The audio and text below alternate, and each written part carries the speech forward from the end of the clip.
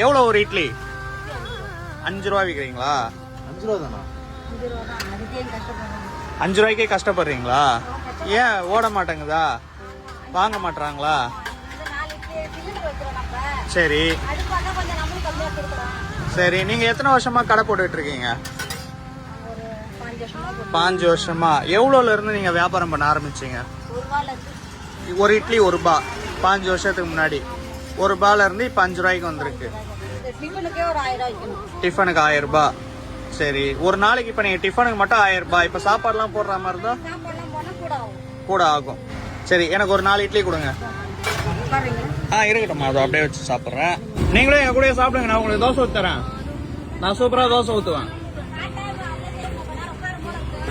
சாப்பிட்டா வேலை செய்ய முடியாதா? சரி சரி. காலையில இருந்து எவ்வளவு வியாபாரம் ஆயிருக்கும்? 1000 ரூபாய் முதல் போட்டேன்றீங்க, 300 ரூபாய் தான் வந்திருக்கா? சரி. எல்லா பொருளும் ஓடிட்டாதான் நம்மளுக்கு முதல் வரும். அதுல நின்னுச்சுன்னா அந்த முதல் நம்மளுக்கு அந்த முதல் வந்து முதல் வைக்கணும். அன்னைய நாள் பார்க்க முடியாது. நாங்க சாப்பிட்டு காசு தராம போயிட்டா நீங்க என்ன பண்ணுவீங்க? பசிக்கு தானே சாப்பிடுறீங்க. சாப்பாடு தான் பெஸ்ட். ஆமா, எதுவுமே எடுத்துன்னு போறது கிடையாது. பசி வரவங்களுக்கு கொடுத்துடணும்.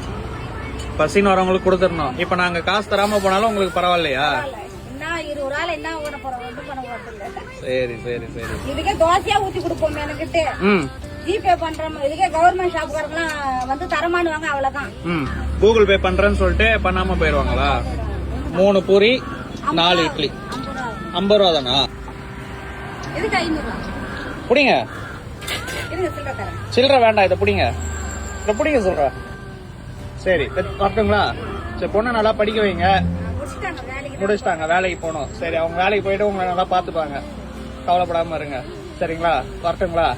போயிட்டு வரேன்.